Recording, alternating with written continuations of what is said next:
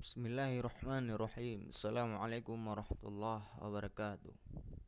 Baik teman-teman semuanya, pada kesempatan kali ini saya akan menjelaskan tentang jarimah minum minuman keras yang disusun oleh saya sendiri, Zamzawir Akbar, dan teman saya yaitu Taufik Hidayat. Pada kesempatan kali ini saya akan menjelaskan beberapa poin. Yang pertama yaitu pengertian syirbul khamar, yang kedua dasar hukum tentang khamar, yang ketiga unsur-unsur jarimah minuman khamar, yang keempat hukuman bagi peminum khamar, yang kelima hal-hal yang menghalangi terlaksananya hukuman. Langsung saja, pengertian syirbul khamar. Ada beberapa nama yang diberikan para ulama berkenaan dengan jarimah ini. Al-Bukhari memberikan nama syirbul khamar. Abu Daud menamakannya al-haddu fil khamar. Ibnu Majah menyebutnya dengan haddus sakran.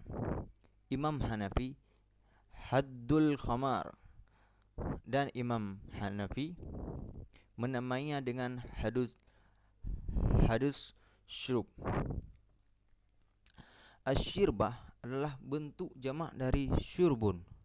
Yang dimaksud asyirbah ataupun minuman keras adalah minuman yang memabukkan apapun asalnya. Imam Malik, Imam Syafi'i, dan Imam Ahmad, seperti yang dikutip oleh Haji Jazuli, berpendapat bahwa yang dimaksud al-khamar adalah minuman yang memabukkan, baik disebut khamar atau dengan nama yang lain. Adapun Abu Hanifah membedakan antara khamar dan mabuk. Khamar diharamkan meminumnya, baik sedikit maupun banyak, dan keharamannya terletak pada zat. Minuman lain yang bukan khamar tapi memabukkan, keharamannya tidak terletak pada minuman itu sendiri atau zatnya, tapi pada minuman terakhir yang memabukkan. Jadi menurut Abu Hanifah, minuman memabukkan selain khamar sebelum minum terakhir tidak diharamkan.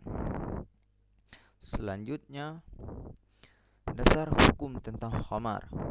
Yang pertama yaitu Al-Quran, surah Al-Maidah ayat 90 sampai ayat 91, yang artinya, wahai orang-orang beriman, sesungguhnya minuman keras, berjudi, berkurban untuk berhala, dan mengundi nasib dengan anak panah adalah perbuatan keji dan termasuk perbuatan setan. Maka jauhilah perbuatan-perbuatan itu agar kamu beruntung. Dengan minuman keras dan judi itu, setan hanyalah bermaksud menimbulkan permusuhan dan kebencian di antara kamu, dan menghalang-halangi kamu dari mengingat Allah dan melaksanakan salat. Maka tidakkah kamu mau berhenti?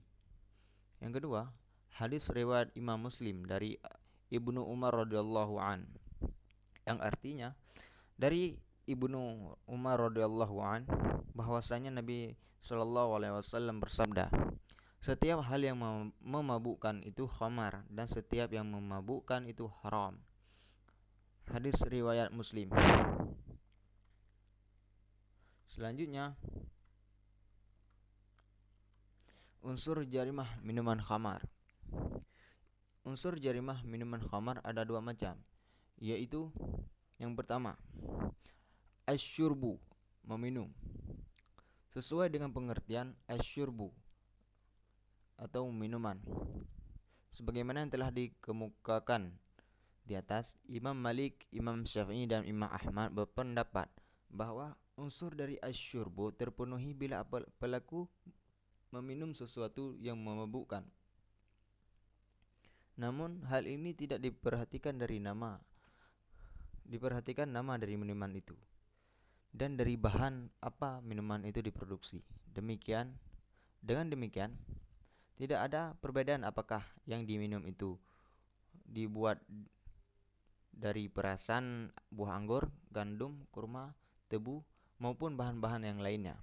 Demikian pula tidak diperhatikan kadar kekuatan memabukkannya, baik sedikit maupun banyak, hukumannya tetap haram.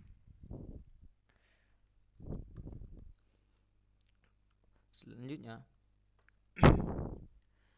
dianggap meminum apabila barang yang diminumnya telah sampai ke tenggorokan. Apabila minuman tersebut tidak sampai ke tenggorokan, maka tidak dianggap meminum. Seperti berkumur-kumur, demikian pula termasuk kepada perbuatan meminum. Apabila meminum minuman khamar tersebut dimaksudkan untuk menghilangkan haus, padahal ada air yang dapat diminum. Akan tetapi apabila hal itu dilakukan karena terpaksa atau darurat atau dipaksa, pelaku tidak dikenai hukuman. Apabila seseorang meminum khamar untuk obat, maka para fuqaha berbeda pendapat mengenai status hukumnya. Menurut pendapat yang rajah dalam mazhab Malik, Syafi'i, dan Hambali, berobat dengan menggunakan minuman khamar merupakan perbuatan yang dilarang, dan peminumnya atau pelakunya dapat dikenai hukuman had. Alasan mereka adalah hadis Nabi Shallallahu Alaihi Wasallam. Yang kedua, ada niat untuk melawan hukum. Unsur ini terpenuhi apabila seseorang melakukan perbuatan minum minuman keras atau khamar, padahal ia tahu apa yang diminumnya itu adalah khamar atau muskir. Dengan demikian, apabila seseorang minum minuman yang memabukkan, tetapi ia menyangka bahwa yang diminumnya itu adalah minuman biasa yang tidak memabukkan, maka ia tidak dikenai hukuman had karena tidak ada unsur melawan hukum. Selanjutnya, hukuman bagi peminum khamar. 1. Sanksi hukum dari aspek hukum Islam. Para ulama sepakat bahwa para konsumen khamar ditetapkan sanksi hukum had, yaitu hukum dera, sesuai dengan berat ringannya tindakan pelanggaran yang dilakukan oleh seseorang terhadap pelaku pidana yang mengkonsumsi minuman memabukkan atau obat-obatan yang membahayakan sampai batas yang membuat kegangguan kesadaran atau teler. Menurut pendapat Imam Hanafi dan Imam Maliki, akan dijatuhkan hukuman cambukan sebanyak 80 kali. Menurut Imam Syafi'i, hukumannya hanya 40 kali. Namun ada riwayat yang menegaskan bahwa jika pemakai setelah dikenai sanksi masih dan terus melakukan beberapa kali sampai 4 kali, hukumannya adalah hukuman mati. Sanksi tersebut dikenakan kepada para pemakai yang telah mencapai usia dewasa dan berakal sehat, bukan atas keterpaksaan dan mengetahui kalau benda yang dikonsumsi itu memabukkan. Dalam Islam, selain yang ditetapkan hukumnya meminum minuman keras atau khamar, juga ditetapkan hukumannya terhadap seseorang yang mengonsumsinya. Selanjutnya, 2. Sanksi hukum dari aspek peraturan perundang-undangan. Minuman khamar adalah obat-obatan dan obat. Saya ulangi. Sanksi hukum dari aspek perundang-undangan. Minuman khamar dan obat-obatan terlarang lainnya sudah menjadi masalah nasional yang perlu mendapat perhatian khusus dari pemerintah dan masyarakat. Akhir-akhir ini, minuman memabukkan atau obat-obatan terlarang lainnya tampak semakin marak dikonsumsi oleh orang tertentu sehingga sudah meresahkan masyarakat dan menimbulkan gangguan kesehatan. Jadi itu upaya peningkatan pengawasan pengamanan terhadap minuman memabukkan dalam masyarakat. Pihak pemerintah telah mengeluarkan peraturan Menteri Kesehatan nomor 86 garing Menkes garing 5 garing 997 tentang minuman memabukkan. Selain itu, dalam KUHP memberikan sanksi atas pelaku penggunaan khamar hanya jika sampai memabukkan dan mengganggu ketertiban umum, yakni kurungan paling lama 3 hari hingga paling lama 3 bulan. Pasal 536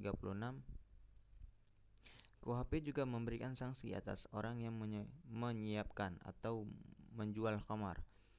Sanksi hukuman kurungan dimaksud paling lama 3 minggu. Pasal 537. Apabila jika yang diberi minuman keras adalah anak di bawah umur 16 tahun. Pasal 538 dan pasal 539. Selanjutnya, hal-hal yang menghalangi terlaksananya hukuman. Hukuman untuk pelaku